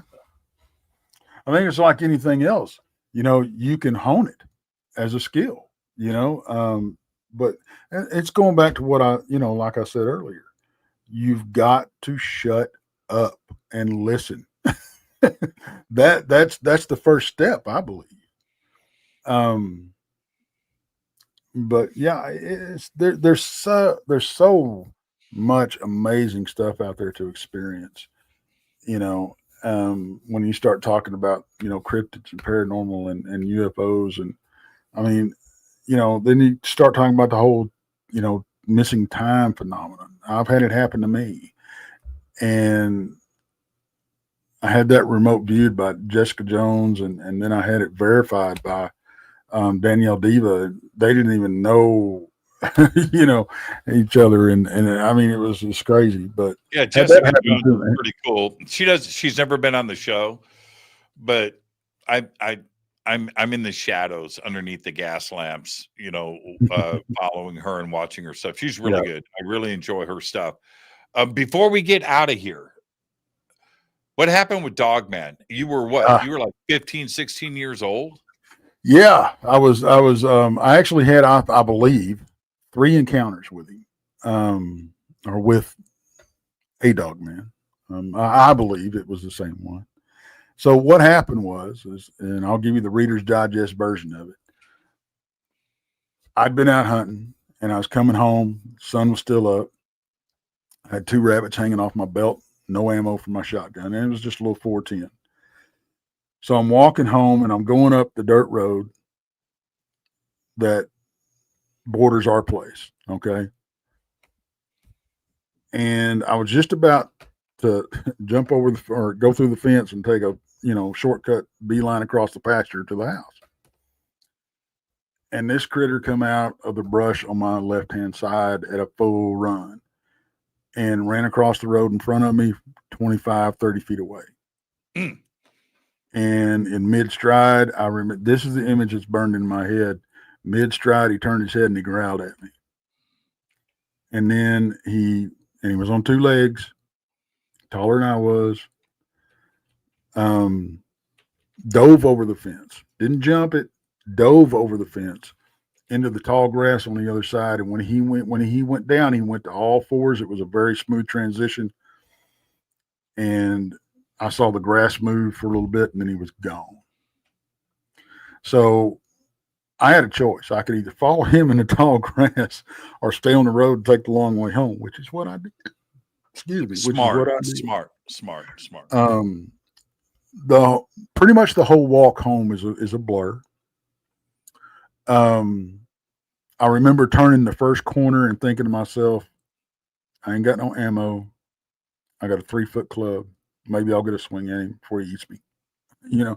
When I got home, I walked in the door. We lived in a trailer house. My sister lived on the same property about 40 yards away. I walked in the back door of our trailer and pretty much collapsed in the kitchen chair and laid my gun down on the table, which is a huge no-no in my house. No guns in the kitchen. No guns in the kitchen. Yeah, if that ain't country, I'll kiss your ass. Right. So my mama was, she was standing in the kitchen doing something. I don't know what she was doing. I can't remember. But she turned around. I think she was fixing to scold me because she saw my gun on the table. And she looked at me. She said, "Oh my God, what's wrong with you? You're white as a ghost." And I tried to tell her what had happened. And I physically could not speak. I was obviously in a state of shock. So she called my sister. My sister come running over. It took them better part of an hour to settle me down enough where I could tell them what happened. Now, they didn't tell me I was crazy. They didn't tell me I was lying. They did try to maybe I saw this and it spooked me and my imagination took over, that type of thing. But over the years, I stuck to my guns, and to the point to where we gave it a freaking nickname and talked about it every once in a while. I'd go out, but it set me back on my heels for a good 6 to 8 months. Sure. I didn't go anywhere. I was scared to death. Yeah. And I'd never been scared of the dark in my life, but I was then. You know, and I was having to go down to the damn barn, you know, especially in the winter, and bust ice and everything else. I went loaded from a bear. My dad was like, "What are you doing taking my gun?" And, you know, I was like, "Well, you know, whatever, you know." Yeah, you can't tell your dad. Well, yeah, the head of a, you can't, you know what I did? It's like 6 months ago. I'm up in Wisconsin and I'm hosting a conference up there. But somebody says, I can get an invite. somebody says at the conference, "Hey man, the Beast of Bray Road is just a mile away." I go, "What? Really?" Yeah. And I just done a show on Fade to Black with one of the research. Anyway, how far away is it? It's like 2 miles, man. You can find it on your GPS. So it's myself, Scott Walter, you know Scott. So it's Scott Walter, myself, Haley Ramsey, my friend Doug, and his wife, Sherry.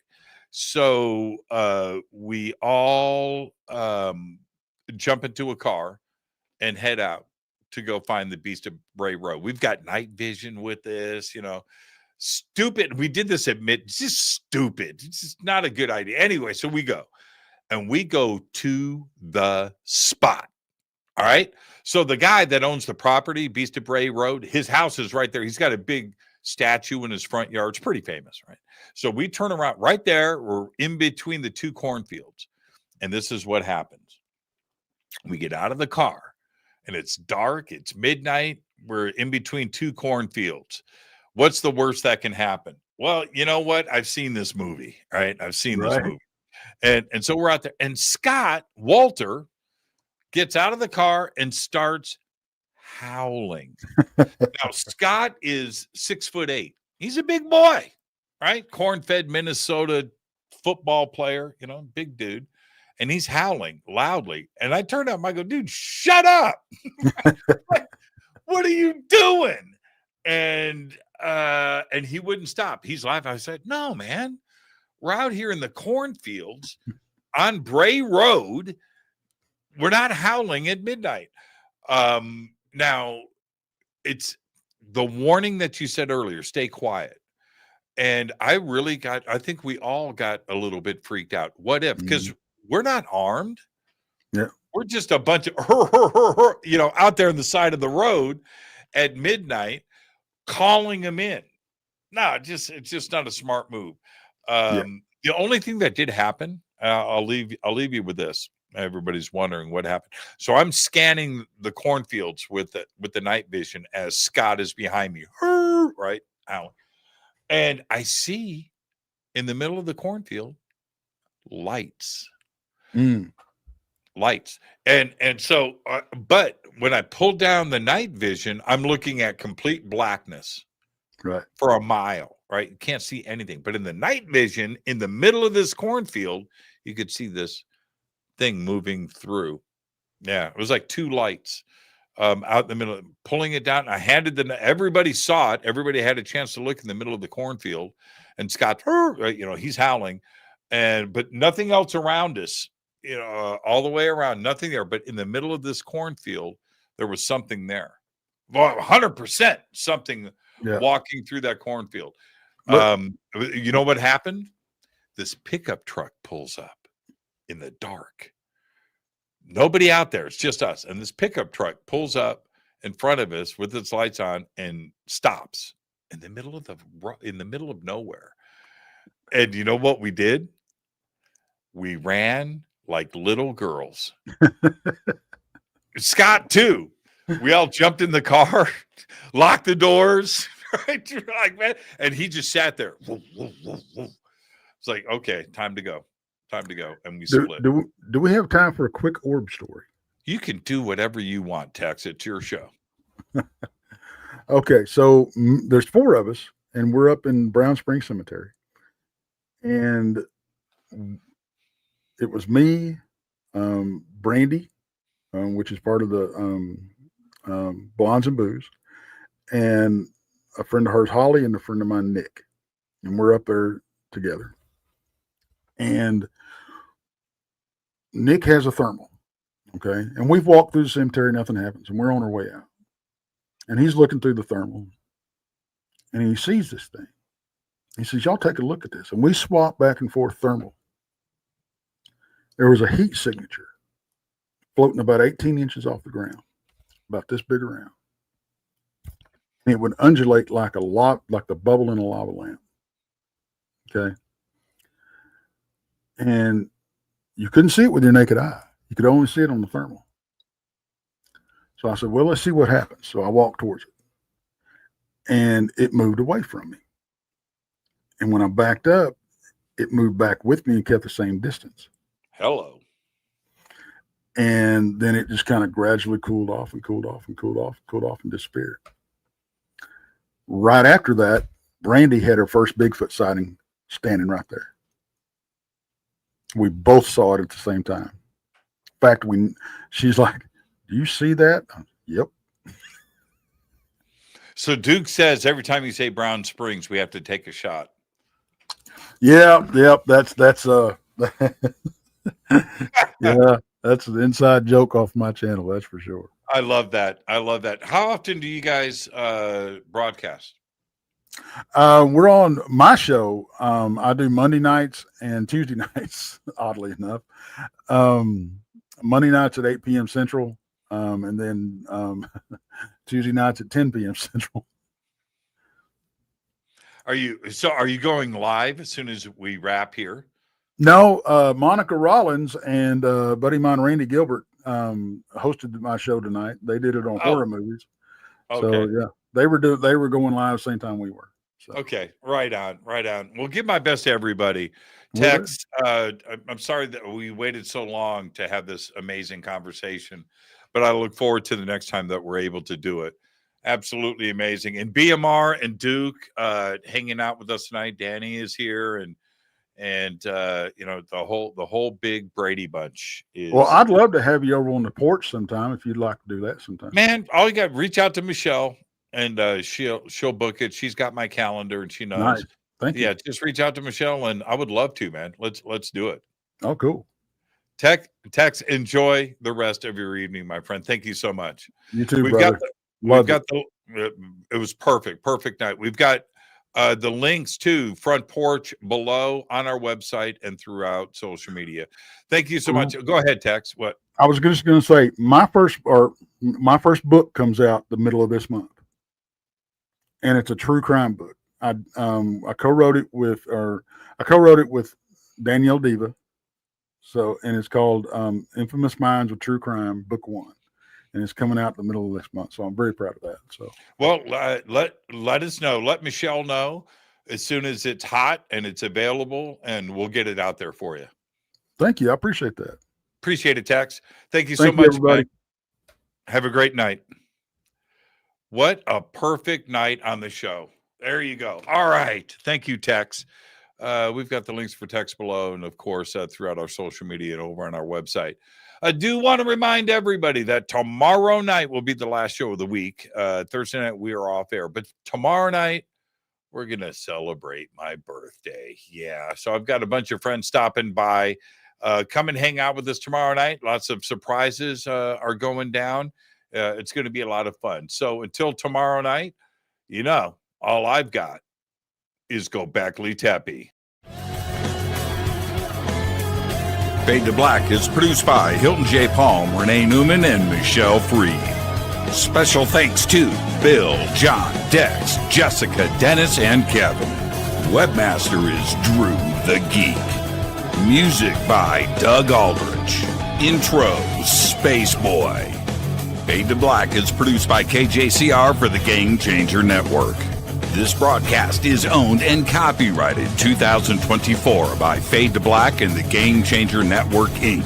It cannot be rebroadcast, downloaded, copied, or used anywhere in the known universe without written permission from Fade to Black or the Game Changer Network. I'm your host, Jimmy Church. Go back, Lee Tappy.